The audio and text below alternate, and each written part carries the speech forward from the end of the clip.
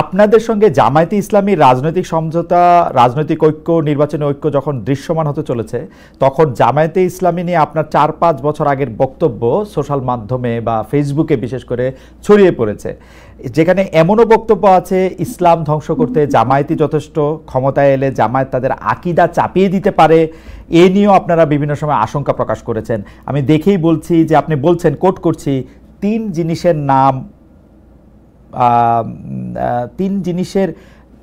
জিনিস অর্থাৎ শিবির, বেয়াদব, তিন জিনিসের নাম শিবির, বেয়াদব, বেআমল এবং উচ্ছৃঙ্খল। এই তিন জিনিসের সমন্বয়ে শিবির হয়। এখন সমঝোতার স্বার্থে আপনারা এই ধরনের পুরনো বক্তব্যগুলিকে প্রত্যাহার করে নেবেন? আসলে জামায়াতে ইসলামের সাথে আপনাদের রাজনীতিটা কোন সুতায় গাঁথা হচ্ছে? জনাব মুফতি সৈয়দ ফজলুল করিম। আলহামদুলিল্লাহ, অশেষ ধন্যবাদ, শুকরিয়া জ্ঞাপন করছি। প্রথমত আমাকে কেউ বর্জন করার জন্য বলে নেই যে আপনি এটা বর্জন করেন, আমার মেসেজ এরকম আমার কাছে আসে না।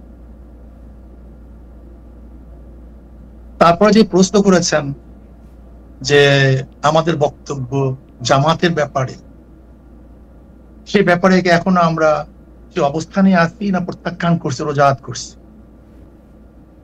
দেখেন, জামাতও আমাদের ব্যাপারে অনেক বক্তব্য দিয়েছে। আহলে দেওবন্দের ব্যাপারে, আহলুস সুন্নাত ওয়াল জামাতের ব্যাপারে জামাতের অনেক বক্তব্য আছে। তাসাউফের ব্যাপারে জামাতের বক্তব্য আছে। জামাত সেই বক্তব্য থেকে এক তিল পরিমাণ পিছপা হয়নি। আর আমরাও বিগত দিনে যে বক্তব্য দিয়েছি এবং আমাদের মুরব্বীরা যে বক্তব্য দিয়েছেন, তার থেকে আমরা এক চুল পরিমাণ এখন পর্যন্ত আপনার সাথে কথা বলা পর্যন্ত পিছপা হয়নি।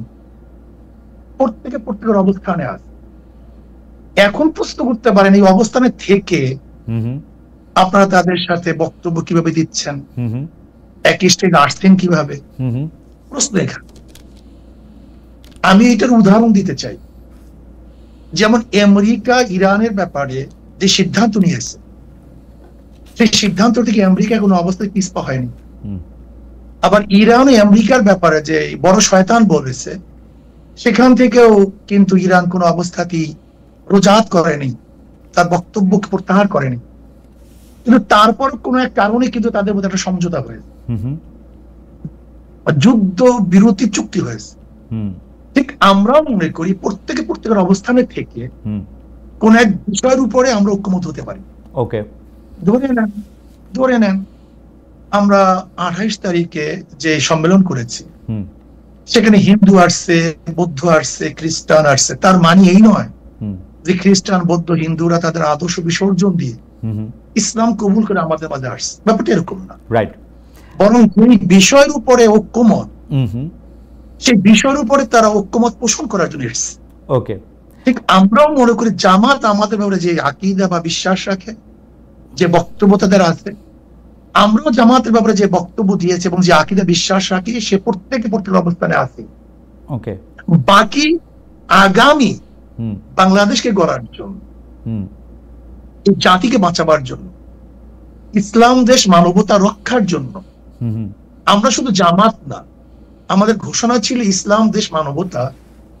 এই মূল 3 ভিত্তিতে যদি বামপন্থীরাও কেউ জোট করে, অ্যালায়েন্স করে, নির্বাচনের সমঝোতা করে, আমরা তাদের সাথে করতে রাখি। ওকে, এটি পরিষ্কার। অর্থাৎ মানে আপনি খুব চমৎকার করে বলেছেন যে অর্থাৎ আমেরিকা এবং ইরান যেরকম মত ভিন্নতা থাকা সত্ত্বেও তাদের মধ্যেকার আলাপ আলোচনা এবং সমঝোতা চলছে, সেমনিভাবে ইসলামী আন্দোলন এবং জামাতে ইসলামী আলোচনায় বসছে বা তাদের পরবর্তী রাজনৈতিক কার্যক্রম এগিয়ে নিচ্ছে। কিন্তু আপনাদের ডিফারেন্সটা ঠিকই আছে, এর থেকে এক চুলো আপনারা সরে আসেন নাই। তারাও মনে নেই, আমরাও। ওকে, এখন নিশ্চয়ই দর্শকরা বিবেচনা করবেন। আমরা পরবর্তী প্রসঙ্গে যাই। আমরা যখন অন্য দলের রাজনীতিবিদদের, বিশেষ করে সর্বশেষ আমরা যাদের সাথেই কথা বলেছি, অর্থাৎ এনসিপি বা তাদের সমন্বয়কদের নেতাদের আইন ব্যয় নিয়ে যখন আমরা প্রশ্ন করি, তখন অনেকেই বলেন যে অন্য রাজনৈতিক নেতাদের বা রাজনৈতিক দলগুলিকে আমরা একই প্রশ্ন করি কিনা। তাই আমরা আপনাদেরও এই প্রশ্ন করতে চাই। সবশেষ এই শনিবার আপনারা রাজধানী ঢাকার সোহরাওয়ার্দী উদ্যানে যে বিশাল সমাবেশ করলেন, এ ধরনের আয়োজনের খরচ কিভাবে সংগৃহীত হয়? আপনি বা আপনারা কি নিজেদের ফুল টাইম রাজনীতিবিদ হিসাবে পরিচয় দেন, নাকি আপনারা পেশা হিসাবে কি উল্লেখ করেন? অর্থাৎ আপনাদের আয় রোজগারটা আসলে কিভাবে হয়? জনাব মুফতি ফজল। যেমন ধরেন আমরা একজন দিনদার, আমি একজন মুসলমান। জি। আমার মূল পরিচয় একজন মুসলমান। জি। মুসলমানের কাজ হলো দাওয়াত। কাদের মাঝে দাওয়াত দেবো? ফিজলাতিন নাস, গোটা মানবের কাছে দাওয়াত দেওয়া আমাদের দায়িত্ব। এক কথা, যেহেতু আমি মুসলমান, ইসলাম পালন করা আমার দায়িত্ব। ইসলামের মধ্যে যাহা কিছু আছে সবকিছু আমি পালন করবো। নামাজ আছে, রোজা আছে, হজ আছে, যাকাত আছে, কলেমা আছে, ইসলামকে প্রতিষ্ঠিত করার ব্যবস্থা আছে, মানুষকে সেবা করা, অন্যার মোকাবেলা করা, ন্যায়কে প্রতিষ্ঠিত করা। অর্থাৎ ইসলামের মধ্যে যতগুলি কাজ আছে সমস্ত কাজগুলি আঞ্জাম দেয় একজন মুসলমানের কাজ। সেই হিসাবে আপনি আমাকে মুসলমান বলতে পারেন। মুসলমানদের মধ্যে ব্যবসা আছে, বাণিজ্য আছে। যেমন আমি একজন ব্যবসায়ী, আমার ফাইজান কোম্পানি আছে, আমার নিজে বিক্রি আছে। আমি ব্যবসায় কিছু সময় দিই, আমার সময়কে আমি পাঠ করি, ভাগ করে নিই। আমি আমার পরিবারের জন্য একটা সময় নির্ধারণ করি, আমি ব্যবসার জন্য কিছু সময় নির্ধারণ করি। অধিকাংশ সময় আমাদের দাওয়াতি কাজে ব্যস্ত হয়, দাওয়াতি কাজে থাকি। সারা বছর আমাদের সারা বছর প্রতিদিন আমাদের সময়সূচি বের হয় যে আজকে কোথায় থাকবো, কালকে কোথায় থাকবো, এমনকি কোন ঘন্টায় কোন সময় থেকে কোন সময় আমরা কোন জায়গায় থাকবো, এটা সবাই আমাদের জানে। মানে কাজেই আপনি আমাকে একজন মুসলমান মনে করতে পারেন, আর মুসলমানের যে দায়িত্বগুলি সেই দায়িত্বগুলি পালন করার একজন ব্যক্তি হিসেবে আমাকে চিহ্নিত করতে পারেন। রাজনৈতিক যে দল আপনি আপনারা প্রতিষ্ঠা করেছেন, সেই দল কি কারো কাছ থেকে চাঁদা নেয়, বা সেই দলের নেওয়া চাঁদা থেকে কি আপনারা কোনো ভাগ পান, বা আপনি কোনো টাকা নেন সেখান থেকে, বা আপনারা কোনো টাকা নেন? এটা তো মারাত্মক প্রশ্ন। দেখেন, আমরা নেই না। আচ্ছা। যেমন এই বছর এই যে সম্মেলন হয়ে গেছে, আমার 1 লক্ষ টাকা দিতে হয়েছে, আমাদের আমিরও 1 লক্ষ টাকা দিতে হয়েছে। নিজের পয়সায় গেছি, নিজের পয়সা আসছে। কিন্তু সম্মেলনে তো অনেকে বলে থাকেন খরচ হয়েছে 50 লক্ষ টাকার মতো। না, 50 লক্ষ, কয়েক কোটি টাকা খরচ হয়েছে। 50 লক্ষ টাকা হবে। আচ্ছা, তো বাকি টাকা? কয়েক কোটি টাকা খরচ হয়েছে। বাকি টাকা সব নিজেরা, প্রত্যেকে আপনারাও যেমন 1 লাখ টাকা করে দিয়েছেন, তেমন যারা এসেছেন তারাও টাকা দিয়েছেন, তাই তো? প্রত্যেকে টাকা দিয়ে এসছে, আবার নিজেরটা খেয়েছে, নিজের পয়সা চলে গেছে। আচ্ছা, এই চাঁদা এবং ইয়ানত, জি, তা আচ্ছা আপনি বলেন তো, মসজিদে যখন আমরা নামাজে যাই, জি, আমাদের সামনে কি আসে? একটা বাক্স নিয়ে আসে, রাইট। এই ব্যাপারে আজ পর্যন্ত কাউকে সমালোচনা করে শুনছেন? করেছে কেউ সমালোচনা, হয়তো অন্যভাবে আর কি। জি, গির্জায় টাকা দেয় না, চ্যারিটিতে টাকা দেয় না, দেয়, জি। এই গোটা দুনিয়ার চ্যারিটি চলে কিভাবে? তাই চলে না। আমাদের প্রশ্ন, কারণ বাংলাদেশে কেউ কিন্তু এই ব্যাপার শোনেন, আপনি যদি আমার থেকে 10 টাকা দেন, আপনি যদি আমাকে 10 টাকা হাদিয়া দেন, এমনি দেন, আর যদি 10 টাকা আপনার থেকে জোর করে নেই, এই 2 টাকার মধ্যে পার্থক্য আছে। অবশ্যই পার্থক্য আছে। না, পার্থক্যটি এখানে। দাঁড়া হুজুর, আপনি আমার অজ্ঞতা ক্ষমা করবেন। আমি জোর করা দূরে থাক, জোর করা দূরে থাক, আমি এরকম বহু লোককে জানি যারা পীর সাহেব চরমনাইকে টাকা দেওয়ার জন্য কিভাবে টাকা দিবেন, কোন ভাবে আপনাদের একটু দেখা পাবেন, তার জন্য তারা এক ধরনের অনেক আমি কি বলবো, পাগল শব্দটা আমি বলতে চাই না, অনেক অস্থিরতার মধ্যে তারা থাকেন। সুতরাং আপনারা জোর করে নেবেন সেটা আমি বলি নাই। আমি শুধু জানতে চেয়েছি যে এই ভক্তরা বা যারা আপনাদের অনুসারী তারা যে টাকা দেয়, সেইখান থেকে আপনারা কোনো টাকা নেন কিনা, সে পার্টির প্রধান হিসাবে।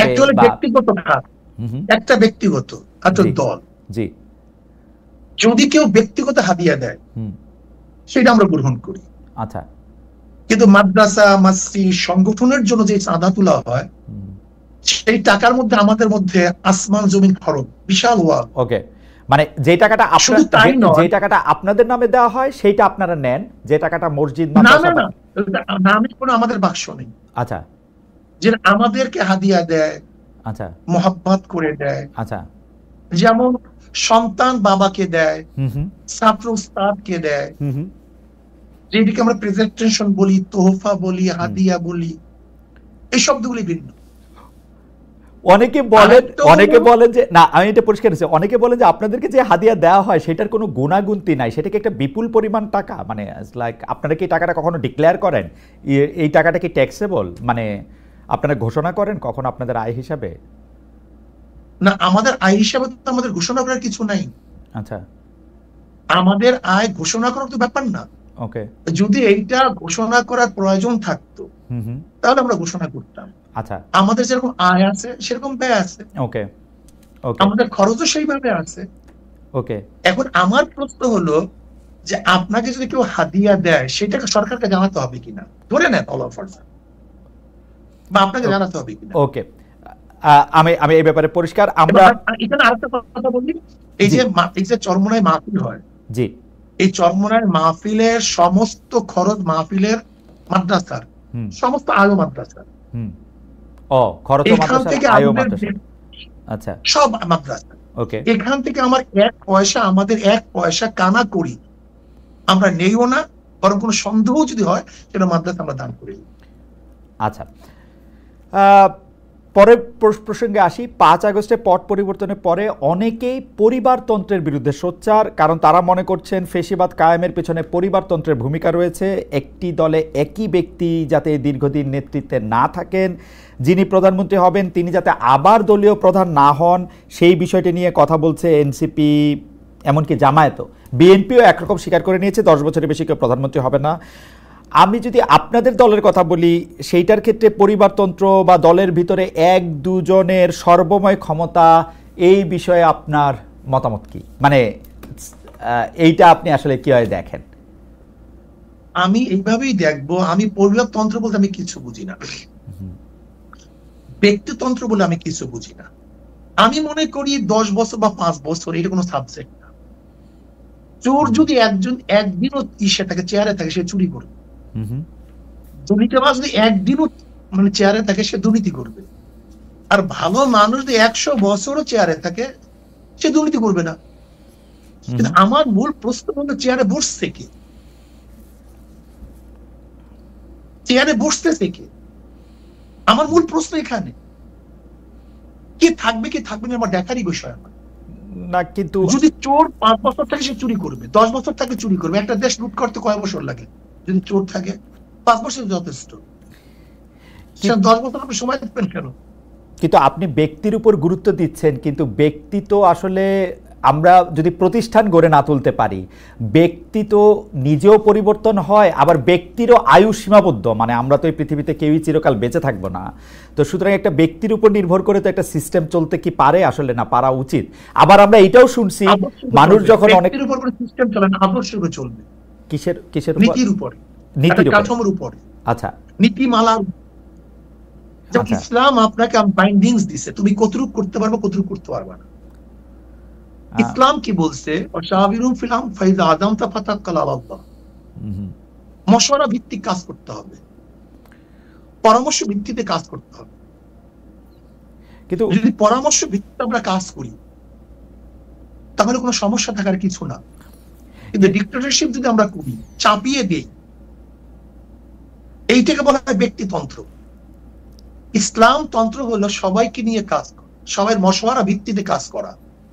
কিন্তু শায়ক আপনি যখন ইসলামের কথা বলেন, তখন আমরা যারা সাধারণ মানুষ আছি তারা কোথায় একটু চমকায় যায়। কারণ হচ্ছে যে অনেকে আবার ঠিক আপনার সাথে আমার একটা কোনো একটা মতলব হতেই পারে, ইসলাম নিয়ে আমি বলে আমি সঠিক, আপনি বলে আপনি সঠিক, এটা আমি আশ্চর্য হওয়ার কিছু নেই। কিন্তু তখন আসবে দলিলের, যার দলিল শক্তিশালী তার কথা সঠিক, আর যার দলিল দুর্বল তার কথা দুর্বল, কাজে এখন সেই বহসে আমি যাবো না। রাইট, এখন সেই বহসের জায়গা না। রাইট, আমি মূল ভিত্তি বললাম। রাইট, মূল ভিত্তি দলিল। ওকে ওকে ওকে ওকে ওকে, কিন্তু আমরা একদিন আপনার কাছে আলাদা করে শুনবো, আজকে সেটার জায়গা না। মানে দলিলও যে সাবজেক্ট টু ইন্টারপ্রিটেশন, ওইটার আমরা কি করব? ধরেন আপনার ইন্টারপ্রিটেশন আর আরেকজনের ইন্টারপ্রিটেশন একই দলিলের যে আলাদা হইতেছে, সেইটারও আমরা আসলে কি করব? কারণ হচ্ছে যে এর জন্য যে যেটা মানবে, যে যেটা মানবে। ওকে, কেউ যদি এফ এ মানে আর আর এস মানে, হ্যাঁ সিএস মানে, তখন আমরা বলবো এখন বিএস হয়েছে তুমি বিএস মানো। ওকে, ঠিক আছে। সিএসআরএস এবং বিএস দিয়ে সুন্দর উদাহরণ দিয়েছেন। আমরা একটু পরবর্তী প্রসঙ্গে আসি। এনসিপি নেতা জনাব হাসনাত আব্দুল্লাহর আহ্বানে সাড়া দিয়ে আপনারা আওয়ামী লীগ নিষিদ্ধের আমলে মানে আন্দোলনে যমুনা ও শাহবাগে গিয়েছিলেন। সেখানে হাত পাকা হাতে অনেককে আমরা দেখেছি। সরকার আওয়ামী লীগের কার্যক্রম নিষিদ্ধও করেছে, কিন্তু এরপর থেকে সোশ্যাল মিডিয়ায় অনেকে আলোচনা করছেন, আমাদের ঘোষণায় অনেকে মন্তব্য করেছেন, ইসলামী আন্দোলন বাংলাদেশ গত 15 বছরের সুবিধাভোগী, অর্থাৎ আপনারা গত 15 বছরে সুবিধা নিয়েছেন। বিএনপি জামাত বর্জন করেছে এমন কিছু স্থানীয় নির্বাচনে আপনারা অংশ নিয়েছেন। আপনাদের অনুষ্ঠানে সাবেক তথ্যমন্ত্রী, যাকে আসলে নানা মানে পররাষ্ট্রমন্ত্রীও বটে, যাকে নানা অভিধায় অভিহিত করা হয়, সেই ডক্টর হাসান মাহমুদের মতো প্রভাবশালী বিতর্কিত আওয়ামী লীগ নেতার পুরনো ভিডিও এখনও আমরা দেখতে পাচ্ছি, যেখানে তারা আপনাদের সঙ্গে বসে আছেন। কেউ কেউ এমন মন্তব্য করছেন, যখন যারা ক্ষমতায় থাকে আপনারা তাদের সঙ্গে তাল মিলিয়ে চলেন। একটু আপনার মন্তব্য শুনবো। এইটা ভুল বলছেন। যখন যারা ক্ষমতায় থাকে ইসলামী আন্দোলন তাদের সমস্ত সমস্যাগুলি, দুর্নীতিগুলি তুলে ধরে, এটা বলতে পারেন। আচ্ছা, আপনি কি দেখেছেন সেখানে শুধু হাসান মাহমুদকে, সেখানে কি বুলু সাহেবকে দেখেন নাই? দেখছি, আমার পাশে দেখছি। তা সেটা বললেন না কেন? না, বুলু সাহেবকেও দেখছি, হাসান আমার স্বরাষ্ট্রমন্ত্রীর সাথে জি আপনি বলেন, আপনি শেষ করেন, তারপর আমি বলবো। আমি শেষ করি। আপনার হাসান মাহমুদ সাহেবের সাথে আমার বক্তৃতা মানে আমাদেরকে বসতে দেখছেন, কিন্তু তারপরে আমি যখন বক্তব্য দিয়েছি, তখন এই বক্তব্য দিয়েছিলাম সেটা তো তুলে ধরলেন না। ওই একই স্টেজ আপনি দেখুন সেই বক্তব্য, যে আপনারা বিএনপি বলছেন আমরা এইটা করছি, আওয়ামী লীগ বলছেন আমরা এইটা করছি, কিন্তু কে কত দুর্নীতি করছেন সেটা তো বললেন না। ওই স্টেজে বক্তৃতা দিয়েছি, আপনি শোনেন সেই বক্তৃতা। সবাই আপনার বলতে কিন্তু সায়ক, ওই বক্তব্য অনেক বেশি সুগার কোটেড, নাম্বার 1। নাম্বার 2 হচ্ছে আপনি বঙ্গবন্ধুকে নিয়ে, শেখ হাসিনা যখন প্রধানমন্ত্রী ছিলেন সেই সময় যে বক্তৃতা করেছেন, এখন কি সেটা রিপিট করতে পারবেন, বা রিপিট আপনি করতেছেন? শেখ হাসিনাকে নিয়ে আমি কোন তারিফমূলক কোন বক্তৃতা করি? শেখ হাসিনাকে নিয়ে কোনদিন প্রশংসামূলক? আমি বঙ্গবন্ধুকে নিয়ে, শেখ সাহেবকে নিয়ে কেন বক্তৃতা করেছি? এটাকে এখন করবেন কিনা আবার? 100 বার শোনেন, কেন করব সেটা আমি বলি। আমি বললাম না আমি কোন জিনিস রোজাত করি নাই, তো কোন জিনিস রোজাত করিনি। ওকে, যখন শেখ সাহেবের মূর্তি টানানো হয়েছিল, তখন আমি কি বক্তৃতা করেছিলাম, যে 72 বছর পরে যদি লেনিনের মূর্তি ক্যারিয়ান দিয়ে তুলে সাগরে ফেলে দেয়, তাহলে আজকে হোক কালকে হোক এই বুড়িগঙ্গা এই মূর্তিকে ফেলানো হবে। এই বক্তৃতা আমার, আমি শুনছি না, আমি জানি না, এবং সেইটা দেখছি। শেখ সাহেবের নিয়ে যে বক্তৃতা করেছিলাম, এটা কি বলতে চেয়েছি দেখেন, শেখ সাহেবের পরিবার কিন্তু এদেশে আসছে ইসলাম প্রচার করার জন্য। আমার মূল উদ্দেশ্যটা কি ছিল? শেখ সাহেব প্রথম কেন অ্যারেস্ট হয়েছিলেন? হিন্দুদের মাধ্যমে তিনি অ্যারেস্ট হয়েছিলেন মুসলমানদেরকে বাঁচাবার জন্য। আমি কি বলেছিলাম? শেখ সাহেব প্রথম কি রাজনীতি শুরু করেছেন? মুসলিম লীগ, পাকিস্তানের পক্ষে রাজনীতি শুরু করেছিলেন। শেখ সাহেব তিনি এইটা করছেন সেইটা করছেন বলছিলাম কেন? নাস্তিকরা শেখ সাহেবকে ধর্মনিরপেক্ষবাদ নাস্তিক পন্থী বানাবার চেষ্টা করছিল। আমি আওয়ামী লীগকে তখন স্মরণ করে দিতে চাই, মূল ভুলবেন না, এদের পরিবার ছিল ইসলামের দাওয়াতে, কিন্তু সেখান থেকে ভেঙে যদি তারা নাস্তিকতাবাদ ধর্মনিরপেক্ষবাদ চাপিয়ে দেয়, তার মানে নিজের সাথে সে আত্মঘাতী করছে। ওই সময় শেখ হাসিনাকেও আপনি তারিফ করেছিলেন ওই একই বক্তব্যে, আপনি একই লাইনে বলেছিলেন যে শেখ হাসিনাও সেই বাবারই উত্তরাধিকার। আমার যদ্দূর মনে পড়ে, আমি একটু আগে শুনেছি, এবং তিনিও একই রকম ভালো মুসলমান, তিনি ভালো কাজ করছেন। এটা বলিনি, আমি বলছি সেই পরিবারে। ওকে, আমি তার পরিবারকে ইঙ্গিত করে তাকে সজাগ করতে চেয়েছি যে আপনার বাবা দাদি এদিকে মুসলমান, তারা পীর ছিলেন, তারা দাওয়াত দিয়ে এসছেন, আপনি ইসলামের খেলাফ, ইসলামের বিরোধী কোনো কাজ করতে পারেন না। যেরকম কোন ছেলেকে কেউ যদি সতর্ক করায় তখন তার বাপ দাদার কথা বলে, তোমার বাবা এরকম ছিল, দাদা এরকম ছিল, তুমি এই কাজ করতে পারো না। আমার এটি উদ্দেশ্য ছিল। কিন্তু শায়খ, আপনি correct me if I am রং, আপনি কি ওই সময় সাবেক প্রধানমন্ত্রী সরকারের শেখ হাসিনার বা শেখ হাসিনা সরকারের এই 3টা খারাপ নির্বাচন, সীমাহীন দুর্নীতি, এগুলি নিয়ে আসলে কোনো এরকম একটা অবস্থান নিয়েছিলেন যেটা আপনার শক্তি দিয়ে আপনি আসলে নিতে পারতেন? আজকে আপনারা যে অবস্থা দেখছেন, বক্তব্য নাই, এমন কোন বক্তব্য নাই যে বক্তব্যে শেখ হাসিনার এবং তার 14 গোষ্ঠী এই মন্ত্রী পরিষদের, আওয়ামী লীগের দুর্নীতি তুলে ধরি নাই, এমন কোন বক্তব্য আমার ছিল। আমার একটা রিডিং হইলো আপনারা সেই সময় প্রধান শত্রু হিসাবে গণ্য করতেন হচ্ছেন জামায়াতে ইসলামীকে, তারপরে আওয়ামী লীগের মন্ত্রীদের কিছু দুর্নীতির কথা আপনি বলতেন, কিন্তু ধৃষ্টতা ক্ষমা করবেন, কিন্তু আপনি দেখেন যে এটার মধ্যে অনেকগুলি প্র্যাকটিক্যাল প্রবলেম আছে। সেজন্য আমি বলছি আমার কিচ্ছু আসে যায় না, আমি খুব ভালো করে জানি আপনি আমাকে এমপি নমিনেশন দিবেন না, সো আমার কোনো স্বার্থ নাই।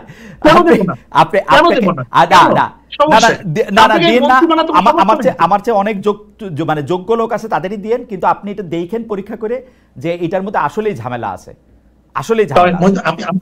একটু কথা বলি, পিআর সিস্টেমে নির্বাচনের দাবিটা কিন্তু আমরা এই গত 28 তারিখ করি নাই। পিআর সিস্টেম নির্বাচনের দাবিটা কিন্তু আমরা 2008 থেকে শুরু করেছি। ওকে, আর দেখেন আপনি এবং আমি যেটা তর্ক করতেছি পিআর সিস্টেম নির্বাচনে কোন স্বাভাবিক, প্রত্যেকের মত ভিন্ন থাকতেই পারে, এটা আমি কোনো আপসেট না, প্রত্যেকের মত ভিন্ন থাকতে পারে, বরং মত ভিন্ন থাকার মধ্যে তো মজা। কিন্তু আমি একটা কথা মনে করি, 170টা দেশের মধ্যে 91টা দেশে পিআর সিস্টেম নির্বাচন। দেখেন আমাদের দেশে প্রেক্ষাপট, এখানে নমিনেশন মানে এখানে চোর ডাকাত বদমাশরা সে নির্বাচিত হয়, এখানে আমরা নির্বাচনে ইনভেস্ট করি না। হুজুর, আমি আপনার সাথে একদম একমত, কিন্তু আপনি একটু পরীক্ষা করে দেখবেন এই 170টা দেশের মধ্যে যে 91টা দেশে পিআর সিস্টেমে ইলেকশন হয়, সে তারা পিআর সিস্টেমে ইলেক্টেড বডিটা পার্লামেন্টারি প্রসেসের কিনা, তা হয়তো না। প্রেসিডেন্টের ক্ষেত্রে যেমন আমি জার্মানির কথা বলি, জার্মানির পিআর সিস্টেম কিন্তু পিআর সিস্টেম হলো এটা অসম্ভব জটিল, আমি একদিন আপনার সাথে এটা নিয়ে আলোচনা করব না, এটা পিআর সিস্টেম আসলে কিরকম, ফ্রান্সের পিআর সিস্টেমটা কিরকম সেইটা আলাদা একটা জটিল, এটা লাগাতার এরকম বললেই হবে না যে এটা পিআর সিস্টেম। হাওয়েভার আমাদের অনেকগুলি প্রসঙ্গ রয়েছে হুজুর, আপনি আমার শুধু আবেদন, খালিদ ভাই আমি তো এর জন্যই বলেছি যে ডেমোক্রেসির পদ্ধতিটা কিন্তু গোটা দুনিয়ার মধ্যে এক, আমি সেইটাই বলেছি। অ্যাবসলিউটলি।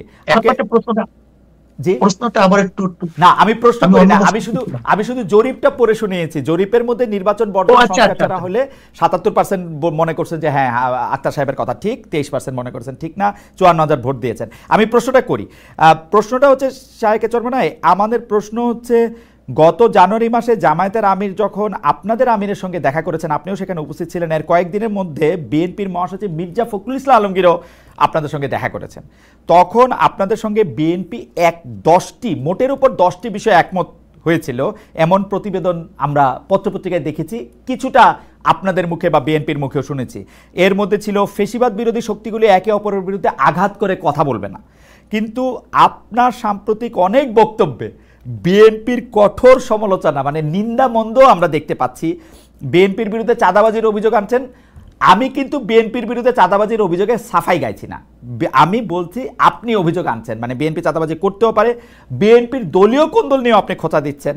আপনি বলছেন বিএনপির হাতে দেশ নিরাপদ নয়, জিয়াউর রহমানের আদর্শ দেশের মানুষ দেখতে চায় না, আপনি এটাও বলেছেন। বিএনপির প্রতি আপনারা হঠাৎ ক্ষিপ্ত হলেন কেন শায়েকে চরমনাই? না দেখেন, বিএনপির উপরে আমি ক্ষিপ্ত হইনি, জনগণ ক্ষিপ্ত হয়েছে। আমি যেহেতু জনগণের মুখপাত্র হিসেবে সেটা ব্যক্ত করি। দেখেন আচ্ছা, আসলে মূল প্রবলেমটা কোথায়? আমরা একই সাথে আন্দোলন করেছিলাম দেশকে গড়ার জন্য, মানুষকে শান্তি দেওয়ার জন্য, মুক্তি দেওয়ার জন্য। জিয়াউর রহমান সাহেব আদর্শ নিয়ে তারা বক্তব্য দেয়, জিয়াউর রহমান সাহেব এই ছিলেন সেই ছিলেন, সেদিকে একজন বক্তব্য শুনলাম। আমি বলেছি জিয়াউর রহমান সাহেবের আদর্শ নিয়ে বক্তৃতা দেন, আর আপনারা যদি এই কাজ করেন তাহলে জিয়াউর রহমান আদর্শ কেউ মানবে? ঠিক না? আমরা খুনের বিরুদ্ধে আন্দোলন করেছি, আপনারা নিজেরা যদি খুন করেন তাহলে আপনাদের বক্তব্য কেউ শুনবে?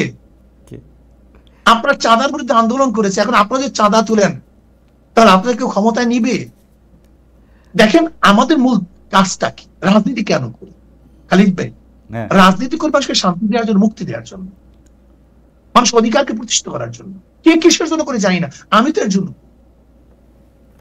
আমি চাই মানুষ জুলুম, নির্যাতন, অপহরণ, ধর্ষণ, সে আয়নাগর বাংলাদেশে আর দ্বিতীয়বার তৈরি না হোক, নির্বাচনে মানুষ হত্যা না হোক। আমার মা, আজকে আপনি খবর দেন, আজকে চাঁদা না দেওয়ার কারণে স্বামীকে বেধড়ক ভাবে মেরে তার সামনে তার স্ত্রীকে ধর্ষণ করেছে। আজকের খবর,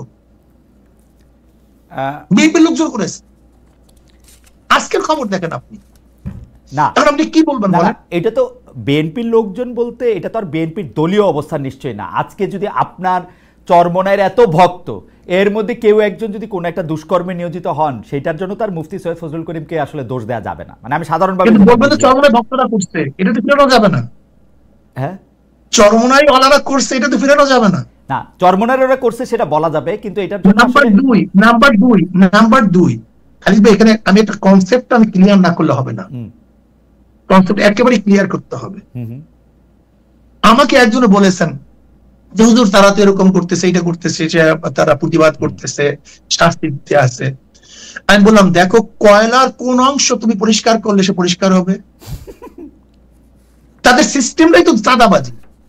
তাদের সিস্টেম, এই যেমন ধরে না কুষ্টিয়াতে তাদের কে নেতা নির্বাচিত হবে সেটার জন্য তারা ভোটাভুটি করছে, সেই ভোট স্বচ্ছ হয়েছে? দেখেন অভিযোগ। আমার প্রশ্ন হল, এই রাজনীতি করি দেশকে মুক্তি করার জন্য, কিন্তু আমার এই কথাগুলো এখন বর্তমান মানুষ বুঝবে না। আপনি হয়তো বুঝবেন কি আমি জানি না, আমরা অভ্যস্ত না, আমার এই নীতিবাক্য কেউ শুনবে না। শায়ক, আপনার কথা কিন্তু শত শত লোকে শোনে, কোটি কোটি লোকে শোনে, এবং শুনে যে আমি মাঝে মাঝে চমৎকৃত হই যে আপনি এইভাবে কথা কিভাবে বলেন। তারপরেও মানে আমার একটু কৌতূহল, আমি আপনাকে দুইটা আপনার উদ্ধৃতি শোনাই। আপনি মনে যা আছে আপনি বলতে পারেন। না, আপনার উদ্ধৃতি শোনাই, আপনার উদ্ধৃতিগুলি মজার বেশি। আপনি বলতেছেন জামায়াত লাগছে আলিয়া মাদ্রাসার মধ্যে, আলিয়া শেষ। জামায়াত লাগছে ইত্তেহাদুল উম্মার মধ্যে, সেটাও শেষ। জামায়াত লাগছে বিএনপির মধ্যে, বিএনপি শেষ। জামায়াতের বিষ যেখানে লাগবে সেটা ধ্বংস হয়ে যাবে। আরেকটাতে আপনি বলতেছেন কোনো দেশ যদি কমিউনিস্টরা দখল করে নেয় সেখানেও একদিন ইসলাম আসতে পারে, কিন্তু আল্লাহ করুক কোনো দেশ যদি আল্লাহ না করুক হবে মনে হয়, কোনো দেশ যদি জামায়াত দখল করে ফেলে কিয়ামতের আগ পর্যন্ত আর কোনোদিন ইসলাম আসবে না। আপনি এরকম বলতেছেন এবং আপনার বলার মধ্যে এক ধরনের কনভিকশন থাকে, যুক্তি থাকে, শক্তি থাকে, তারপরও আপনি সবার সঙ্গে আপনি বসতে পারতেছেন, সবার সঙ্গে আপনার এক ধরনের ভালো সম্পর্ক থাকতেছে। এইটার মানে হিসাবটা কি? মানে আপনি মন থেকে বলেন না নাকি? মানে এটা একটা মন থেকে বলি, আমি তো মন থেকেই বলি এবং এটা আমার বিশ্বাস। কিন্তু এই কথাগুলো হলো আদর্শ এবং নীতি, তাদের আদর্শ নীতির বাস্তবায়ন। আচ্ছা, তাদের আকিদা বাস্তবায়ন হয়। কিন্তু আমরা বলতে চাই যে আমরা কোন এক জায়গায় যে ঐক্যতা, যেমন আমি উদাহরণ দিয়েছি, এই ব্যাপারগুলো তো আপনাকে আগেই বলেছি। যেরকম ধরে নেন হিন্দু, বৌদ্ধ, খ্রিস্টানরা আমাদের স্টেজে আসছে, তার মানে তার নীতি আদর্শ বিসর্জন দিয়ে নয়, কোন এক জায়গায় ঐক্যমত হয়েছে। আচ্ছা, আমি কিন্তু আমার কোন বক্তৃতার থেকে এখন পর্যন্ত এক চুল পরিমাণ নড়ি নেই। আচ্ছা, আমি তো এই কথা আগেই বলেছি। এবং এই কথা যদি আপনি বলেন যে আপনি অমুক করে, হ্যাঁ, যদি জামাতের অবস্থান থেকে জামাতের ব্যাপারে আমরা যেই ব্যাপারে তাদের উপর অভিযোগগুলো আমাদের মুরব্বীরা করেছেন তাকে যদি ফেরত আসে, আমি সাথে সাথে আমার বক্তব্যকে অনুযায়ী করবো। আমি আমার বক্তব্য, তারা যদি তাদের জায়গা থেকে ফেরত আসে তাহলে তো আপনার বক্তব্য থেকে আপনি ফেরত আসবেন কেন? আপনার বক্তব্য তো তখন আরো প্রতিষ্ঠিত হইল যে আপনি যেটা রোগ চিহ্নিত করছিলেন সেই রোগ থেকে তারা মুক্তি পাইছে, সেই রোগ থেকে তারা মুক্তি পাইছে। সেটাও তো আমি কিন্তু অন্য মানুষ। শোন খালিদ ভাই, আমি কি চাই জানেন? আমার আব্বাজান আমাদের কি শিক্ষা দিয়েছেন? আব্বাজান স্পষ্ট লক্ষ লক্ষ মানুষের সামনে বলতেন, আমার কোনো যদি ভুল হয় তোমরা ধরিয়ে দিবা, যদি আমার ভুল ধরিয়ে দেওয়ার পর আমি শুধরাই তার মনে আমি গুমরাহ হয়ে গেছি, আমার থেকে চলে যাও, তোমাদের জন্য অধিক হয়ে যাবে। ভাই, আমরা আমাদের দোষকে লুকাতে চাই না তো। আচ্ছা, আপনি আমার দোষ বলতে পারেন। আচ্ছা, ঠিক আছে, আমার দোষ বললে আমি মাপ চাবো, এটা কোনো আশ্চর্যের কিছু নাই তো। না, আপনার নবী আলাইহিস সালাতু বলেছেন কুল্লুকুম ফাত্তাউন, সবাই গুনাহগার, আমরা করতে পারি। আচ্ছা, দোষের কথা, আপনার দোষ ধরার যোগ্যতা আমার নাই, কিন্তু আমি একটু পিয়ার নিয়ে জাস্ট একটা লাইন বলতে চাই। অনেকেই বইলা থাকেন মানে দুইটা অভিযোগ। একটা অভিযোগ হচ্ছে, যেহেতু আপনারা এমনিতে যদি স্বাভাবিকভাবে জাতীয় সংসদ নির্বাচনে আপনারা অংশগ্রহণ করেন বৈদ্যমান ব্যবস্থায়, তাইলে যেটা দেখা যাবে যে আপনারা আসলে কোনো আসনে জিতবেন না।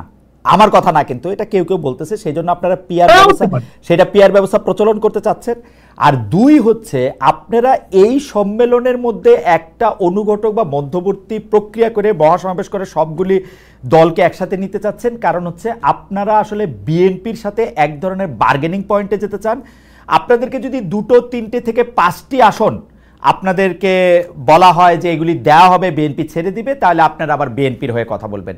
পিআর সিস্টেমকে আসলে আপনারা আসন পাবেন না বলে, বা বিএনপির সাথে আপনাদের এটা কি, আপনি একটু বলবেন কিনা যে আমরা কি এরকম দেখবো কিনা বিএনপি বললো 5টি আসনে?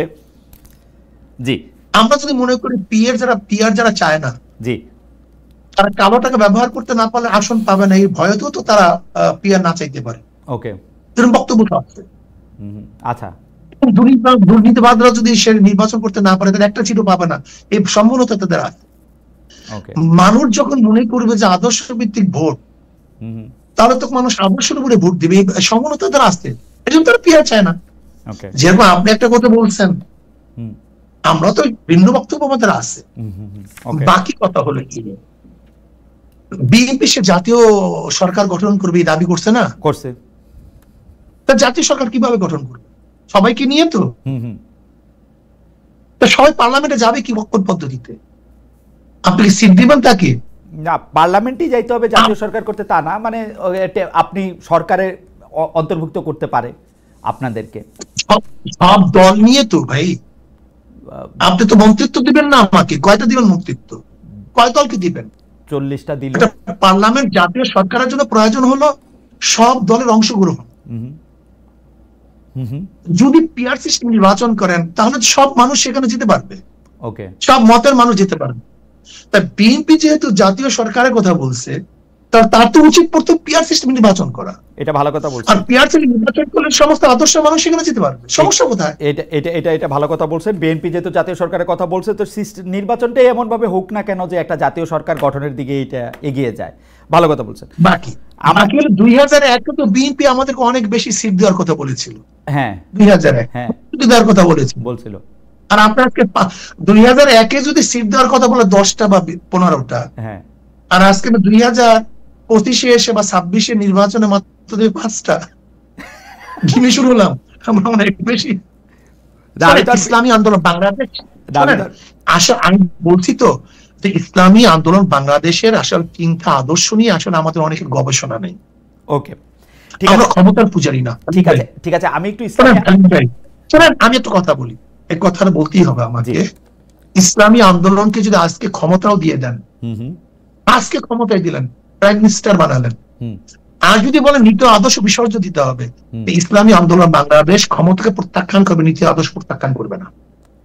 ওকে, আমি এই জায়গায় আমি কথা বলতে চাইতেছি যে অন্তর্বর্তী সরকারের সময়ে যে সংস্কারের উদ্যোগ নেওয়া হয়েছে, সেই সংস্কারের সাথে আপনারা অন্তর্বর্তী সরকারের সঙ্গে কাজ করছেন, নিজেদের পরামর্শ দিচ্ছেন, ফেসিবাদ মুক্ত একটা গণতন্ত্র নিশ্চিত করার বিষয় এখানে আছে। 10-15 বছর ধরেই আপনারা নিরপেক্ষ সরকারের অধীনে নির্বাচন হোক, এই প্রসঙ্গে আপনারা নানা ফরম্যাটে নানাভাবে কথা বলছেন। তো ধরা যাক একটা নিরপেক্ষ নির্বাচন হইল, ইসলামী শাসন আন্দোলন যদি নির্বাচনে জিতে ক্ষমতায় যেতে পারে, তাইলে কি আপনারা শরিয়া চালু করবেন কিনা, যেটা আমাদের প্রথমে আপনি আলোচনা করেছিলেন? এবং একেবারে কোনো ধুমরুজাল নাই, কোন এর মধ্যে লুকোচুরি বলতে কিছু নেই, শরিয়া আইন বাস্তবায়ন করুন। তার মানে তো শরিয়া আইন বাস্তবায়নের মাধ্যমে তার মানে একটা খেলাফত সৃষ্টি চালু হবে, তাই তো? শরিয়া আইন বাস্তবায়নের মাধ্যমে এদেশের মানুষ মুক্তি পাবে। ওকে, হিন্দুরা তাদের অধিকার প্রতিষ্ঠা করতে পারবে। ওকে, তাহলে সংখ্যালঘুরা তারা ভালো মতো বসবাস করতে পারবে। মহিলারা তাদের ইজ্জত আবরু, তাদের ন্যায্য অধিকার প্রতিষ্ঠিত হবে। প্রত্যেকের গরিবের অধিকার ফিরিয়ে দেওয়া হবে। প্রত্যেকের সংখ্যালঘু নিরীহ গোষ্ঠী সবার অধিকারকে বাস্তবায়ন করার শরিয়া আইনের প্রয়োজন। ওকে, তাহলে খেলাফত চালু হবে, তাই তো? শরিয়া শরিয়া আইন এর মধ্যে ব্যাপকতা অনেক বেশি। ইসলামী আইন, তখন কি ইসলামী ল, তখন কি আর খলিফা নির্বাচনের ব্যবস্থা থাকবে নাকি খলিফা বায়াতের মাধ্যমে একজন থেকে? খলিফা তো শোনেন, খলিফা যে কাজটা করে তার নাম খেলাফত। হ্যাঁ, যেমন খুতবা, খুতবা জিনিসটা কি? খতিব যে কাজটা করে তার নাম খতিব, যেটা বলে সেটা খুতবা। আমি বুঝতে পারছি, মানে খলিফা কি তখন নির্বাচিত হবে নাকি খলিফা মানে খলিফা তো নির্বাচিত হয়ে গেছে, খলিফাতে নির্বাচিত হওয়ার আগে খেলাফত হয় না, আগে নেতা নির্বাচিত হওয়ার পরে খেলাফত হয়। মানে সেটা তো আসলে ঠিক, মানে সেটা কি নির্বাচন নাকি সিলেকশন? কারণ হচ্ছে আমরা ইসলামের যে প্রথম, আমরা ইসলামের 4 খলিফা 4 ধরনের নির্বাচিত হয়েছে। কার দ্বারা নির্বাচিত হয়েছে? 4 ধরনের নির্বাচিত হয়েছে, 4 ভাবে, 4 ধরনের। হ্যাঁ, 4 ধরনের নির্বাচিত হয়েছে। রাইট।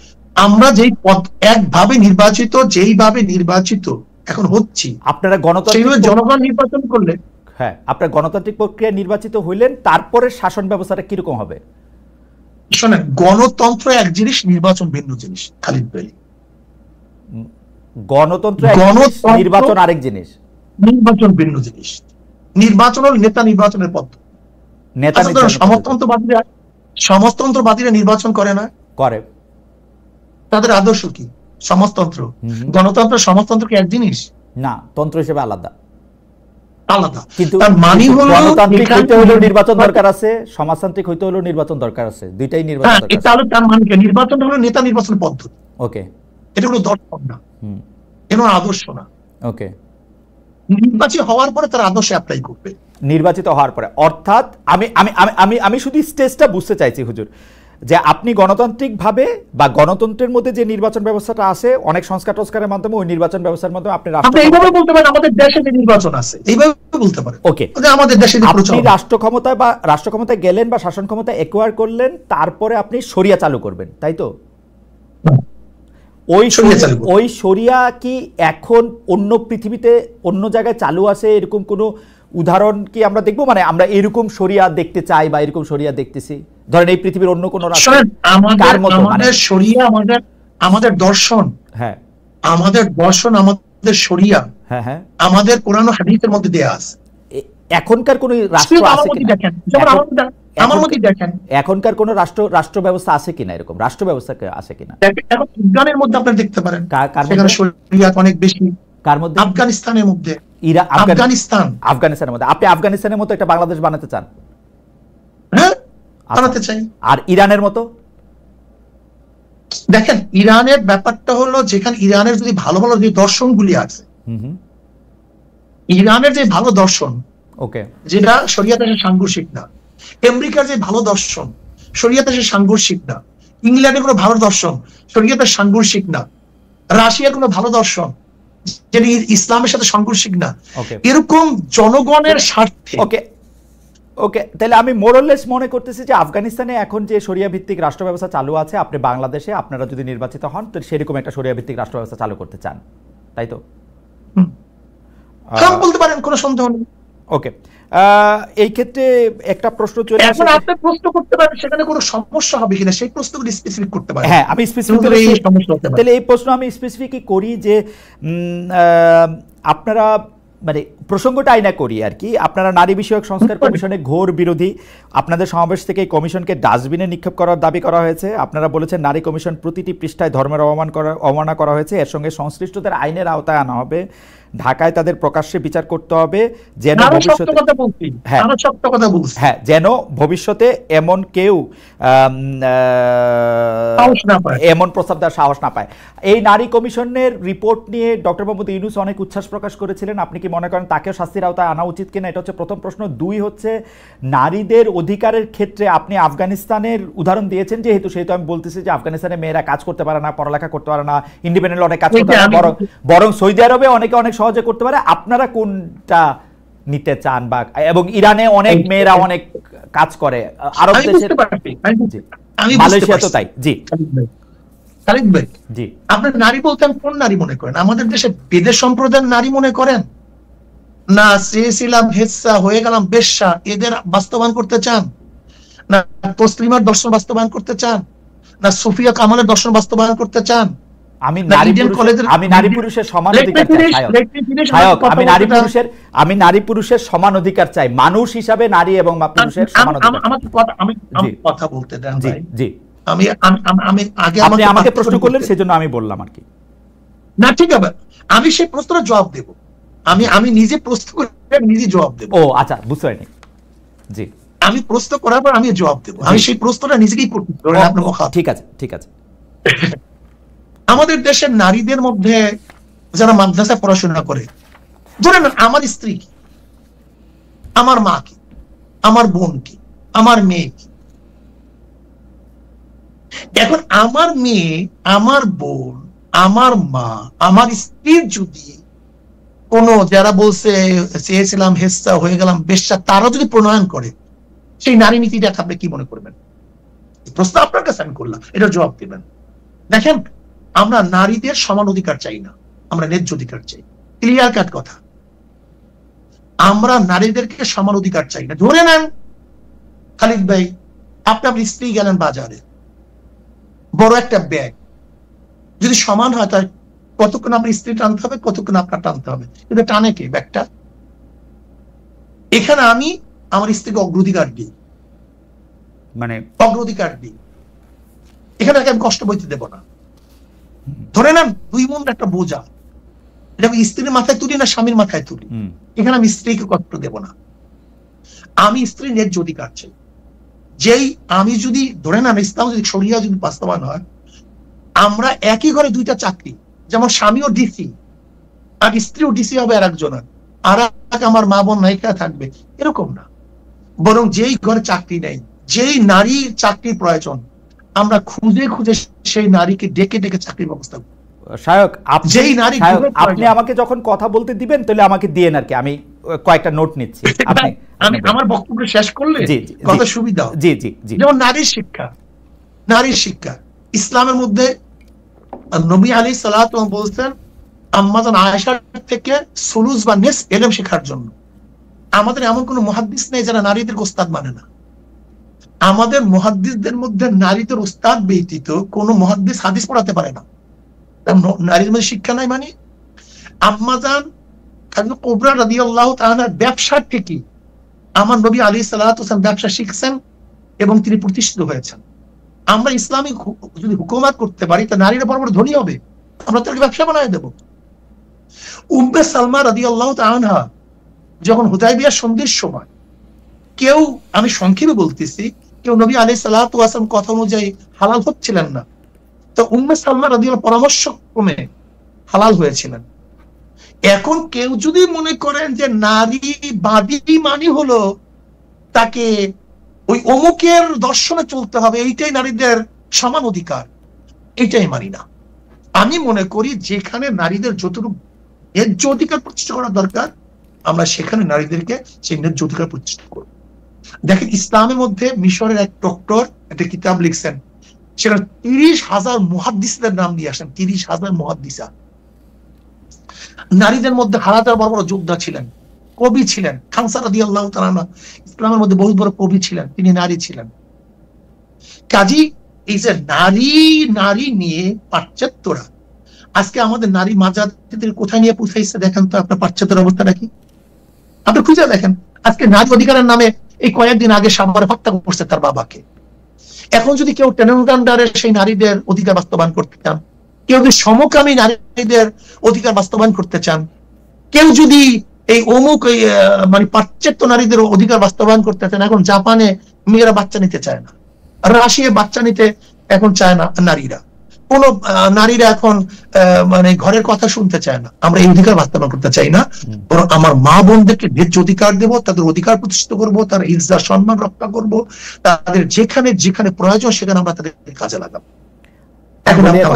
আমি বলি, হ্যাঁ শায়ক, আপনাকে ধন্যবাদ। শায়ক, আমার অনেকগুলি প্রশ্ন, আপনি যদি একটু ছোট ছোট করে জবাব দেন যে আপনাদের যে নারী নিয়ে বা বাংলাদেশে শরিয়া প্রতিষ্ঠা করা নিয়ে যে আপনাদের আদর্শ, সেই আদর্শের সাথে আপনারা ওই দিন যাদের সাথে মহাসম্মেলন করেছেন, অর্থাৎ জামায়াত, এনসিপি এবং অন্যান্য দলগুলি, তারা কি আপনাদের সাথে একমত কিনা, বা এই ব্যাপারটা নাও হতে পারে? ঠিক আছে। ঠিক আছে।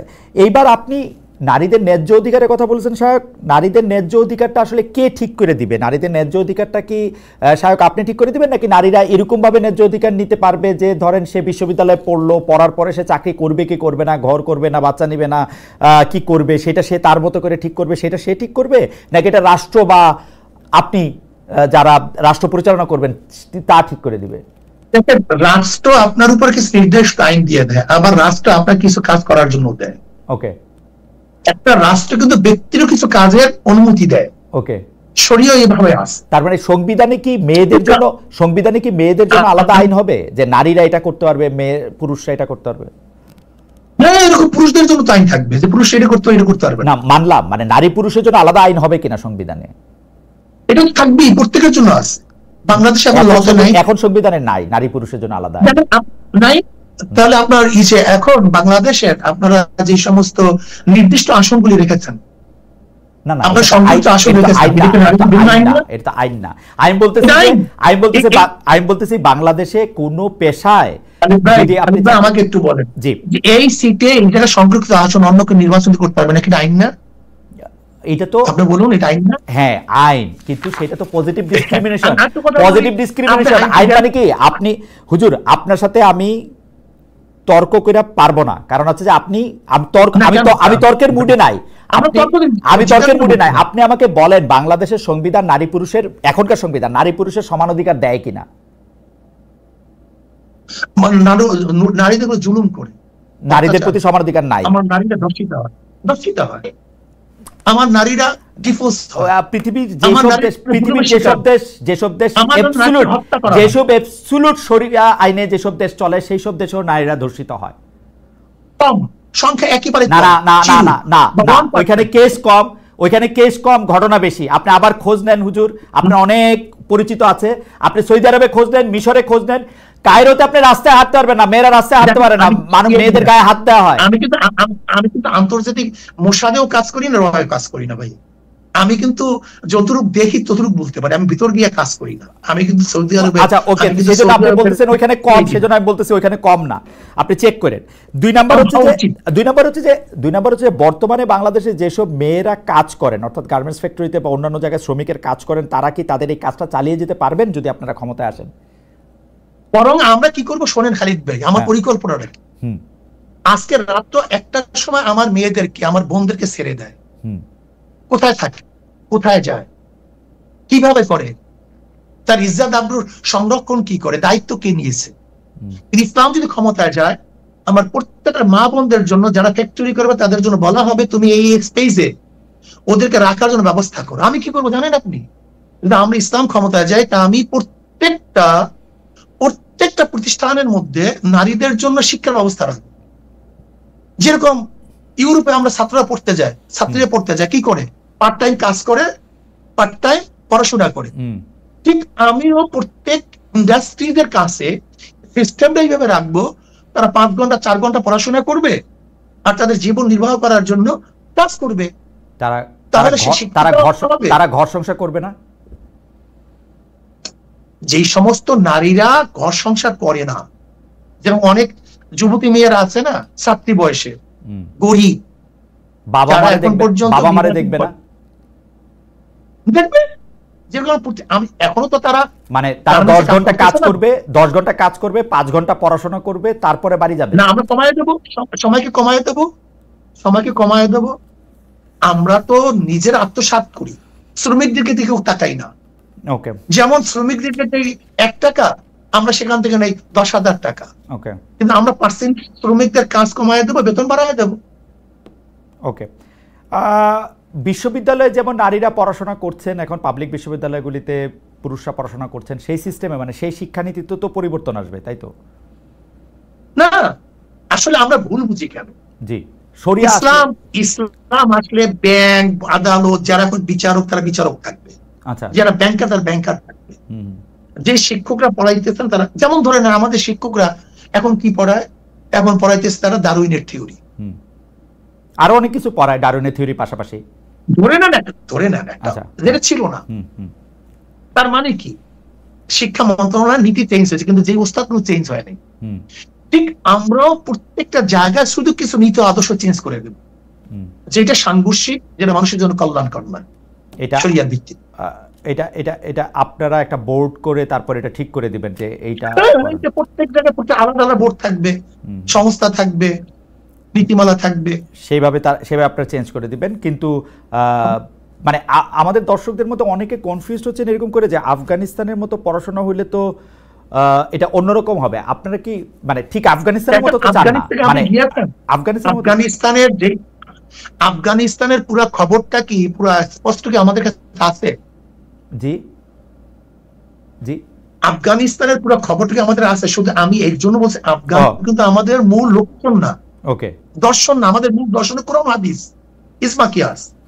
আমি উদাহরণ দিলাম এর জন্য, দেখেন খালিদ ভাই, যেখানে এখন তারা ঋণ মুক্ত মাত্র কয়েক বছরে, ওকে, যে অর্থনীতি গোটা দুনিয়ার মধ্যে সবাই ভেবেছিলেন যে অবরোধকৃত একটা দেশ সবাই মানে ক্ষুধায় মরে যাবে, দুর্ভিক্ষ হবে, সেখানে তার অর্থনীতি সবচেয়ে স্টাবলিশ হয়ে গেছে। সেখানে মানুষগুলি এখন সুখে শান্তিতে বসবাস করতেছে। যে আফিম চাষ নিয়ে তাদের উপরে সবচেয়ে অভিযোগ ছিল, তার আফিম চাষ বাদ দিয়ে তার মাশরুম চাষ করে গোটা দুনিয়ার মধ্যে এখন হইচই ফেলে দিয়েছে। আপনি কোনো ডেটা থেকে কথাগুলি বলতেছেন নাকি মানে মানে আমরা যেটা খবর পত্রিকায় দেখেছি, বিভিন্ন পত্রিকার খবর পাশাপাশি তো বিভিন্ন ডেটাও অ্যাভেলেবেল। মানে আমার কাছে মানে আমি যখন ডয়েচে ভেলেতে ছিলাম তখন আফগানিস্তানের দুটো ভাষা, মানে আমি বাংলা ভাষার প্রধান ছিলাম, দুটো ভাষার সেখানে কাজ করতো, একটা দারি একটা পশতু। তো সেই দারি এবং পশতু ভাষায় যে সাংবাদিকরা ছিলেন বা যে সংবাদ, তাদের সাথেও আমার নিয়মিত কথা হয়, তারাও এরকমটা এখনো দাবি করতেছেন না, আমি জানি। তো আমি জানি না যে মানে আপনার দাবি আমি কি হয়। হাওয়েভার সেটা হচ্ছে আপনি যখন এগুলি দেখবেন তো সেগুলি আরো ভালো করে দেখবেন। সাম্প্রতিক মহাবশে আপনি দাবি করেছেন হুজুর আমরা আপনার কাছ থেকে আরেকটু সময় চাচ্ছি, কারণ বেশ কিছু প্রশ্ন রয়ে গেছে, এবং আপনার সাথে কথা বলা, আপনার কথা শোনা খুবই আনন্দদায়ক। আপনারা সাম্প্রতিক মহাসমাবেশে দাবি করেছেন শায়ক যে ভারতের সঙ্গে হওয়া সব চুক্তি প্রকাশ করতে হবে, যে কোনো রাষ্ট্রবিরোধী চুক্তি বাতিলের দাবিও করেছেন। কিন্তু গত 10-11 মাসে অন্তর্বর্তী সরকার এসব বিষয়ে কিছুই করেনি। আপনার এ ব্যাপারে মন্তব্য শুনতে চাইব। এর আগেও আমি বলতেছিলাম যে নারী নীতি বলে যে নীতিটা বা নারী সংস্কার কমিশনে বলে যে সে সংস্কার কমিশনটা গঠন থেকে শুরু করে সেইটার ব্যাপারে ডক্টর মোহাম্মদ ইউনূসের একটা বড় ভূমিকা ছিল।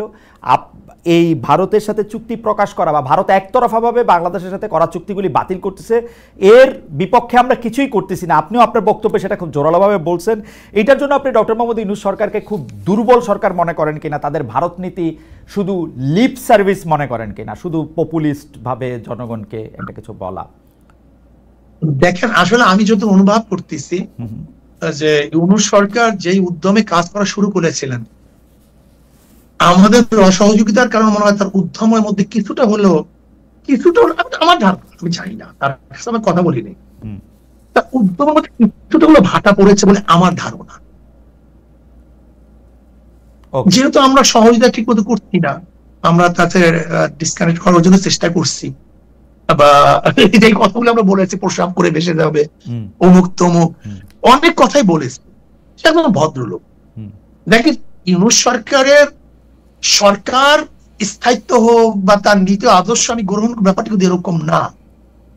আমরা যেই 3টে জিনিসের উপরে সংস্কার, নির্বাচন এবং বিচারের ব্যাপারে ইউনূস সরকারের কাছে আমরা দাবি জানিয়ে আসছি, সেহেতু সেই ব্যাপারগুলির জন্য যে আমরা বারবার বাধা সৃষ্টি করি, তাহলে তার মন এবং তার সরকারের অবস্থাটা কতটুকু কি হতে পারে সেটা আপনিও ভালো বোঝেন, আমিও ভালো বুঝি। তবে আমি ইউনূস সরকারকে বলবো সাহস নিয়ে এই দেশকে রক্ষা করার জন্য দেশ বিরোধী সমস্ত চুক্তিগুলি বাতিল করা উচিত। এর জন্য আমরা মহাসম্মেলনে প্রেসার দিয়েছি এবং কি কি চুক্তি হয়েছে বিগত সরকারের আমলে সেগুলি জনগণকে জানানো, এটা আমাদের দাবি। ওকে শায়ক, অন্তর্বর্তী সরকারের সময় একের পর এক মাজার ভাঙা হয়েছে, যে সংখ্যা এখন শতাধিক হয়েছে। মাহফিল, জলসা, ওরসের আয়োজনও বন্ধ করা হয়েছে অনেক এলাকায়। এসব ঘটনায় কেউ বলছেন তৌহিদি জনতা জড়িত, কেউ বলছেন মব জড়িত। আপনারা বিষয়টাকে কিভাবে দেখছেন? সংখ্যালঘুদের প্রশ্নে আমি আবার পরে আসছি। আপনি যদি মাজার, ওয়াজ, তারপরে হচ্ছে মাহফিল, জলসা, ওরস, এই মাজার ভাঙ্গা এটার সাথে আমরা একমত। মাজার মানে জায়েজ জিয়ারত, যেখানে জিয়ারত করা হয় সেটার নাম হলো মাজার। মসজিদ মানে কি? যেখানে সিজদা করা হয় তার নাম মসজিদ। মাজার তো খারাপ জিনিস না, ওখানে যদি কেউ ভণ্ডামি করে, কেউ সিজদা দেয়, শিরক করে, সেটাকে বাধা দেওয়া উচিত, বুঝানো উচিত। কিন্তু কেউ যদি মাজার ভাঙ্গে, এটা করে সেটা করে, সেটা আমি একমত না। আমি মনে করি আমাদের যারা এই কাজগুলি করে সেখান থেকে তাদের ফিরে আসা উচিত। বরং ইসলামের নামে যে সমস্ত ভাইয়েরা, আমার ইসলামের দাবিদার আমার মুসলিম ভাই বোনেরা যদি শরিয়াত বিরোধী কোনো কাজ করে, আমি তাদের অনুরোধ করব এটা থেকে তাদের ফিরে আসা উচিত। ইসলামের মধ্যে যেগুলি নেই সেগুলো করা উচিত না। কিছু ঘটনায় দেখা যাচ্ছে, অনেক ক্ষেত্রে ঘটনাগুলি পাশের দেশ মানে ভারতেরও হতে পারে, কারণ ভারত একটি সাংঘাতিকভাবে, বিশেষ করে মোদী সরকার সাংঘাতিকভাবে মুসলমানদের উপর অত্যাচারী একটি সরকার, তারা আদর্শ হিসাবেও সেটা বিলায়। তো সেইটার একটা আফটারমেথ, একটা ইফেক্ট হিসাবে বা কী হিসাবে আমি জানি না, আমরা সংখ্যালঘু সম্প্রদায়ের উপর নানা ধরনের হামলা, অত্যাচার এবং হুমকি ধামকি এগুলি দেয়ার দেখি। এইসব ঘটনা আপনারা কীভাবে দেখেন? অনেকের কাছে এই ব্যাপারটি সামনে চলে আসে যে সংখ্যালঘুরা আসলে খুব বেশি নিরাপদ না। কেউ কেউ উদাহরণ হিসাবে এই যে ইসকনের বহিষ্কৃত নেতা এবং সনাতনী জাগরণ জোটের মুখপাত্র চিন্ময় কৃষ্ণ ব্রহ্মচারীর গ্রেপ্তার, জামিন একবার হওয়া না হওয়া, এগুলি নিয়েও প্রশ্ন তোলেন। এইসব ব্যাপারগুলি নিয়ে আসলে আপনাদের মতামত কি? দেখেন, আমাদের দেশের হিন্দু সম্প্রদায় বা সংখ্যালঘুরা, শুধু হিন্দু সম্প্রদায় না, বৌদ্ধ হোক বা চাকমা হোক, যারাই হোক না কেন, আমাদের দেশের সংখ্যালঘুরা যে নিরাপদে আছে, গোটা দুনিয়ার মধ্যে, ভারতের মধ্যে সংখ্যালঘুরা এত নিরাপদে আছে বলে, হিন্দুরা এত নিরাপদে আছে বলে আমার জানা নেই। বরং সেখানে দলিত বিভিন্ন গোত্র নিয়ে যে অবস্থা চলতেছে, দেখেন হিন্দুদের মধ্যে তো জাত বেদের কোনো অভাব নেই, এইদিকে আমি ব্যাখ্যা যাব না। এমনকি এক হিন্দুর ঘরে আর একজন ঢুকলে উষ্টা লাগে, এক হিন্দু আর এক হিন্দুর ঘরে ঢুকলে, এক হিন্দু সম্প্রদায় আর এক হিন্দু সম্প্রদায়ের, কিন্তু আমি মনে করি আমাদের বাংলাদেশের হিন্দু সম্প্রদায় বা অন্যান্য সংখ্যালঘুরা সবচেয়ে বড় নিরাপদে আছে। আমাদের দেশের হিন্দু বা অন্য সম্প্রদায় সংখ্যালঘুদের নির্যাতনটা অনেকটা শ্রেষ্ঠ, অনেকটা এই যে পুঁজিমণ্ড ভাঙ্গা, এর মধ্যে অনেক সময় দেখা যায় যে হিন্দু সম্প্রদায় আছে। এর জন্য আমি প্রস্তাব দিয়েছিলাম আগের থেকেই যে প্রত্যেকটা পূজা মণ্ডপে সিসি ক্যামেরা ফিটিং করা উচিত। যেখানে সিসি ক্যামেরা থাকবে না সেই পূজা মণ্ডপের অনুমতি দেওয়া হবে না, কিন্তু সেটা বাস্তবায়ন এখন পর্যন্ত হয়নি। এটা হয়নি। দেখেন, 5ই আগস্টের পরে সবচেয়ে বেশি মন্দির পাহারা দিয়েছিলাম আমরা জানি যে ভারত এদেরকে ব্যবহার করবে, এর জন্য আমরা আগে থেকে প্ল্যানটা করেছিলাম, তাদেরকে আমরা সতর্ক করেছি, বলেছি, আমরা তাদেরকে মানে সাহায্য সহযোগিতার জন্য হাত বাড়িয়ে দিয়েছিলাম, তাদেরকে আমরা পাহারাদারি। এখন আপনারা তাই করে যাচ্ছেন, তাই তো? আমরা এখনই করি। আমরা এটা, আমি কিছু স্পষ্ট বলতে চাই যে এদেশে মুসলমানরা ইসলাম পালন করে দেখেই হিন্দু সম্প্রদায় বা সংখ্যালঘুরা নিরাপদে আছে না। কিন্তু আমরা দেখতে পাচ্ছি যে যারা আসলে মানে সংখ্যালঘু সংখ্যাগুরু এরকমভাবে আমরা নাম বলি, এভাবে বলি, কেউ ভিন্ন মত অবলম্বন করতে আসলে, বিশেষ করে এটা যদি ধর্মীয় ভিন্ন মত হয়, এমনকি আপনি হিন্দু, খ্রিস্টান, বৌদ্ধ এদের কথা আপনি বাদ দেন, ধরেন আহমদিয়া সম্প্রদায়, তারা একটা মতবাদ নিয়ে আসে, কিন্তু আমরা সবসময়ই দেখি যে তারা একটা সাংঘাতিক রকমের বাধা বা একটা অপারেশনের শিকার হয়। এইটাকে কীভাবে দেখেন? মানে তারা আমি তাদেরকে বিশ্বাস না করতে পারি তাদের সাথে, কিন্তু তাদেরকে কি প্রতিহত করতে হবে আমাদের? মানে ব্যাপারটা কি এরকম? আপনারা কয় ভাই? আপনারা কয় ভাই? 3 ভাই। 3 ভাই। আচ্ছা, 3 ভাই যদি এখন ই করি সমালোচনা, বাবা আমার বাপ কি বাপ না, তখন আপনি কি করবেন? আপনার বাপ, 3 ভাই যদি বাবা নিয়ে প্রশ্ন তুলে যে আমার বাপ কি বাপ না, তখন কি করবেন? সেটা একটু প্রশ্ন আমার এগুলিতে, মানে আমি দেখেন, হ্যাঁ, মূল প্রশ্নটা হলো এখানে আমরা 7 ভাই 1 বোন, এখানে বাবা মা নিয়ে কোনো প্রশ্ন তুলে না।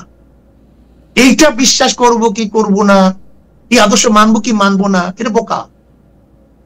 এটাকে নিজের, এটা ব্যক্তি অভিব্যক্তি, ব্যক্তি স্বাধীনতা বলে না। এখন আপনার 3 ভাই, আমরা 7 ভাই যদি বাবাকে নিয়ে আলোচনা শুরু করি, সে আমার বাবা কি বাবা না, এর নাম হলে স্বাধীনতা না, এটা হলো ভ্রষ্টতা। ইসলামের ইসলামের বাহিরে আমাদের হিন্দু নিয়ে এখন আজ পর্যন্ত আমরা কোন ইখতলাফ করছি? হিন্দুরা ব্রাহ্মণ মানে কেন, ঠাকুর মানে কেন, দেবী মানে কেন, তারা দেবী পূজা করে কেন? দেখেন তো আজ পর্যন্ত মুসলমানদের বক্তব্য আছে কিনা? খ্রিস্টানরা রবিবার কেন পূজা করে, কেন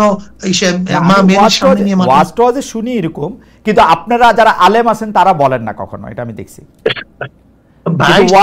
শুনি একটা হলো তাদের ঠাকুর বাহিনী আলোচনা করা, কিন্তু তারা কেন করে এটা নিয়ে আমাদের বক্তব্য থাকে না। আমি ঈদের দিনের ওয়াজেও শুনছি, বাংলাদেশের একজন সবচেয়ে বিখ্যাত বক্তাদের একজন বলছেন হিন্দু ধর্ম হচ্ছে খাচ্চর পূজা করার একটা ধর্ম, হিন্দু ধর্ম হচ্ছে কি জানি সবচেয়ে অপছন্দের ধর্ম। বলতে পারে তাদের ধর্ম কি পূজা করে, সাপ পূজা করে, খাচ্চর পূজা করে, কচ্ছপ এটা বলতে পারে তাই না? এটা তারা করে, বলতে পারেন আপনি যে তাদের ধর্মটা কি। আমি এই আলোচনায় না যাই, কারণ আরেকটা ধর্ম থেকে আমি শেষ করতে দেই। হিন্দুরা হিন্দুদের ধর্ম পালন করবে, খ্রিস্টানরা খ্রিস্টান ধর্ম পালন করবে, মুসলমানরা মুসলমান ধর্ম। কিন্তু কোন খ্রিস্টান যদি বলে আমি খ্রিস্টানরাই মুসলমান ধর্ম পালন করি, এখানে আমাদের ইখতিলাফ আছে, আমাদের মতৈক্য আছে। এটা কি দলিল দিয়ে আপনাদের মতবাদ আছে যে কেউ যদি মনে করেন আপনার মতের মধ্যে না হয়, আপনি একটা উদাহরণ দেই খালিদ ভাই। যেমন আহমদিয়া সম্প্রদায়ের মূল ইখতিলাফটা কি? তারা নিজেদের মুসলমান দাবি করে, আল্লাহ ওয়া রাসূলের ঈমান আনা বিশ্বাস করে এবং তার আওসাফ সিফাত সহকারে। রাইট। খালিদ ভাই ধরে নেন আপনি খালিদ একজন শখস ব্যক্তি, কিন্তু আপনার গুণ কি? আপনি একজন সাংবাদিক। একজন ডিসি, আব্দুল্লাহ একজন ডিসি, সে একজন ব্যক্তি। ডিসি তার কি গুণ? আমি আব্দুল্লাহকে মানলাম, যদি তার গুণ না মানি সে কাজ করতে পারবে?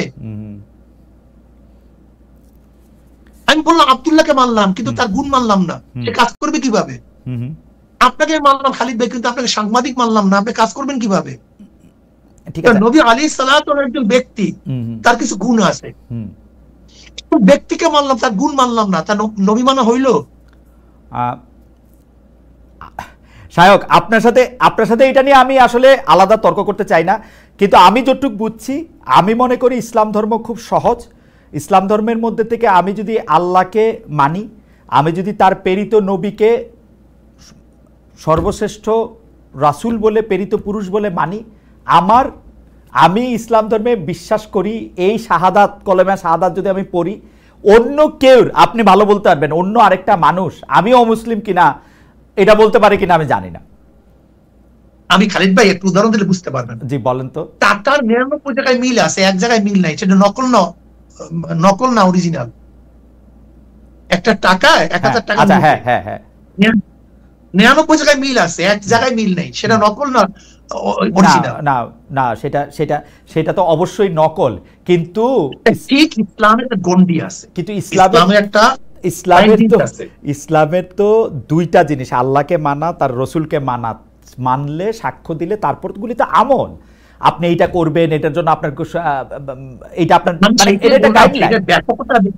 জি, আমি ব্যাপকতা যাব না, আমি বলছি যে মানতে হবে, যেই মানা পর্যন্ত আপনার টাকাটা অরিজিনাল হবে সেই পর্যন্ত আপনার সে মধ্যে।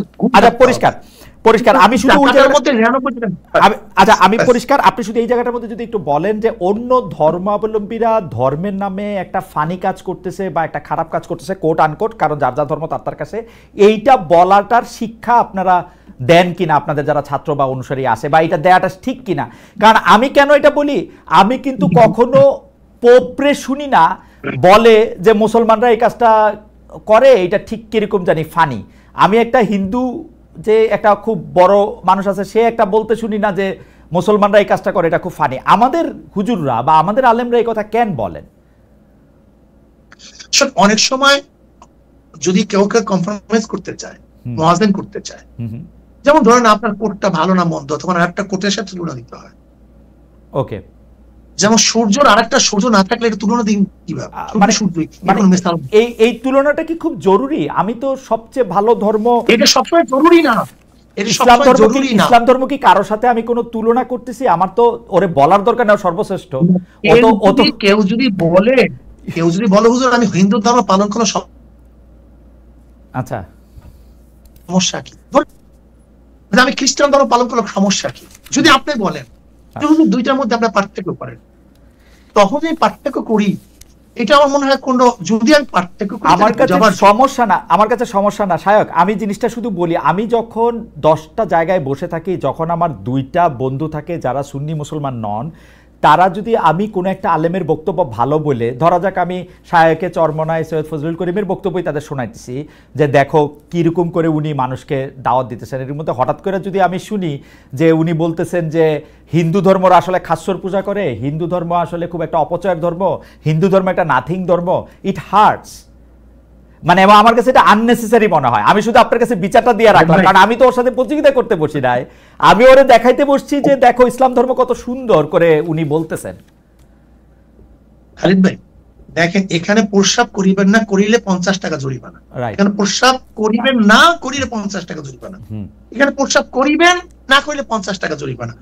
দেখেন, কেউ যদি চিন্তা ভাবনা ভালোর দিকে যায়, সে কিন্তু খারাপের থেকে ভালো পায়, আর কেউ চিন্তা করে যে খারাপের দিকে যায় সে ভালোর মতো। আবার দাড়ি কমাও একটু দিতে হয়, দাড়ি কমা দিলে আর না করিবেন না করিবেন না মধ্যে, মানে ওই দাড়ি কমাটাও একটু জরুরি, কোথায় থামতে হয় পিরিয়ড সেটাও একটু জরুরি। আমাদের শেষ প্রশ্ন শায়ক, এই জনপ্রিয় অনেক ইসলামী বক্তা, আমি জানি যে অনেক, মানে আপনি আসলে আলেমদের আলেম, আপনি পীর সাহেব চরমনায় অনেকেই আপনার কাছে আসেন, অনেক কিছু বিষয়ে আপনার সাথে পরামর্শ করেন, সেই জন্যই আপনার কাছে বলা, আপনি অন্যভাবে নেবেন না। জনপ্রিয় অনেক ইসলামী বক্তা গত অগাস্ট থেকে ডক্টর ইউনূসের ব্যাপক প্রশংসা করেছেন, এমন কারো কারো পুরনো ওয়াজে আবার ফিরে ফিরে আসছে, যেহেতু ইন্টারনেটে ফুটপ্রিন্ট রয়ে যায় যে ক্ষুদ্র ঋণ, গ্রামীণ ব্যাংকের সমালোচনা, সুদ, নারীর ক্ষমতায়ন, এইসব নিয়ে অনেক কথাবার্তা দেখা যায়। এই যে সার্বিক প্যাকেজটা, এই ক্ষুদ্র ঋণ, গ্রামীণ ব্যাংক, নারীর ক্ষমতায়ন, এটা নিয়ে আপনাদের আসলে অবস্থানটা কি, এবং এটা ডক্টর ইউনূসের অবস্থানের সাথে সাংঘর্ষিক?